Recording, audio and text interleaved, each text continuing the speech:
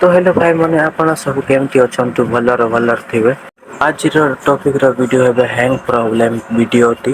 ତ play store କୁ open କରିନେବ। Play ଷ୍ଟୋରରେ ବହୁତ ବଢ଼ିଆ ଖୁଫିଆ ସେଟିଂ ଲୁଚିକି ରହିଛି ତ ଆଜି ପାଇଁ ତମ ପାଇଁ ଏଇ ଭିଡିଓଟା। ତ ଏଠି ପ୍ରୋଫାଇଲ ଦେଖି ପାରୁଥିବେ ଆପଣ। ତ ପ୍ରୋଫାଇଲ ଉପରେ କ୍ଲିକ କରିଦେବ। କ୍ଲିକ୍ କରିଲା ପରେ ଏମିତି ଇଣ୍ଟୁ ଫେସ୍ ଆସିବ। ମ୍ୟାନେଜ ଆପ୍ ଆଣ୍ଡ ଡିଭାଇସରେ କ୍ଲିକ୍ କରିଦେବେ। କ୍ଲିକ୍ କରିଲା ପରେ କିଛି ଏମିତି ଇଣ୍ଟୁ ଫେସ୍ ଦେଖାଯିବ ଆପଣଙ୍କୁ। ତୁମକୁ ମାର୍କ କରିକି ଦେଖା ଦେଉଛି ଭଲ କରି ବୁଝାଇବା ପାଇଁ ଚେଷ୍ଟା କରିବି ମୁଁ ତୁମକୁ। ଅପଡେଟ ଲେଖାହେଇଥିବ ସେ ଉପରେ କରିଦେବେ କ୍ଲିକ୍। କ୍ଲିକ୍ କରିଲା ପରେ ଆପଣଙ୍କୁ ଯେମିତି ଇଣ୍ଟୁ ଫେସ୍ ଦେଖିବ ଯେତେ ବି ଫୋନରେ ଆପ୍ଲିକେସନ୍ ଅଛି ସବୁ ଆପ୍ଲିକେସନ ଦେଖାଯିବ ଆପଣଙ୍କୁ। ମୁଁ କ୍ଲିକ୍ କଲି ଅପଡେଟ୍ ଅଲ୍ ଉପରେ ସବୁ ଆପ୍ଲିକେସନ ଗୁଡ଼ିଯାକଙ୍କ ଅପଡେଟ୍ ହେଉଛି ଏବେ।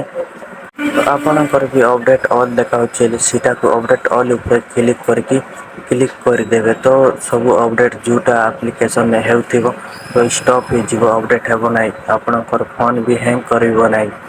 ଟ୍ରିକ୍ 1 ନମ୍ବର ସେଟିଂ ସରିଲାନି ଆପଣଙ୍କର ଏବେ ଟ୍ରିକ୍ 2 ସେଟିଂ ଉପରେ ଯିବା ଆମେ କରିବା ପାଇଁ। ଏଇଠି ଆପଣଙ୍କର ପ୍ରୋଫାଇଲ ଲେଖାହେଇଥିବ। ପୁଣି ଆଉ ଗୋଟେ ଥର ପ୍ରୋଫାଇଲରେ କରିଦେବ କ୍ଲିକ୍। କ୍ଲିକ୍ କରିଲା ପରେ ସେଟିଂ ଲେଖାହେଇଥିବ ମାର୍କ କରିକି ଦେଖାଦେଉଛି ସେଟିଂ ଉପରେ କ୍ଲିକ୍ କରିନେବେ। କ୍ଲିକ୍ କରିଲା ପରେ ଏମିତି ଇଣ୍ଟୁ ଫେସ୍ ଦେଖାଯିବ ଆପଣଙ୍କୁ। ଏହି ଭିଡ଼ିଓରେ ମୁଁ ଆପଣଙ୍କୁ ବୁଝାଇବା ପାଇଁ ପୁରା ଚେଷ୍ଟା କରିବି। ନେଟୱାର୍କ ପରଫେସନ୍ସ ଲେଖା ହେଇଥିବ ଦେଖ ମୁଁ ଆପଣମାନଙ୍କୁ ମାର୍କ କରିକି ଦେଖାଦେଉଛି। ନେଟୱାର୍କ ପରଫେସନ୍ସରେ କ୍ଲିକ୍ କରିନେବେ। ଅଟୋ ଅପଡେଟ୍ ଆପ୍ସ ଲେଖା ହେଇଥିବ ସେ ଉପରକୁ କରିଦେବେ ଆପଣ କ୍ଲିକ୍। କ୍ଲିକ୍ କରିଲା ପରେ ଏମିତି ଇଣ୍ଟୁ ଫେସ୍ ଦେଖିବ ଆପଣଙ୍କୁ। ତ ଆପଣଙ୍କର ଅପଡେଟ୍ ୱେଟ୍ ଲିମିଟରେ ଥିବ। ତ ଅପଡେଟ୍ ୱେଟ୍ ଲିମିଟରେ ଅଛି ମୋର। ଡୋଣ୍ଟ ଅଟୋ ଅପଡେଟ୍ ଆପ୍ରେ କରିଦେବ ଆପଣଙ୍କୁ ଦେଖାଇ ଦେଉଛି ମୁଁ। ଏଠି ଏମିତି କରିଦେବ ତ ଆପଣଙ୍କର ଫୋନ୍ ହ୍ୟାଙ୍ଗ ହେବ ନାହିଁ ଆହୁରି। ତାପରେ କରିଲା ପରେ ସିମ୍ପଲି ବ୍ୟାକ୍ ଆସିବେ। ସିମ୍ପଲି ବ୍ୟାକ୍ ଆସିଯିବ। ବ୍ୟାକ୍ ଆସିଲା ପରେ ଅଟୋ ପ୍ଲେ ଭିଡ଼ିଓ ଲେଖା ହେଇଥିବ ଏଇଠି ଦେଖିପାରୁଥିବ ଆପଣ।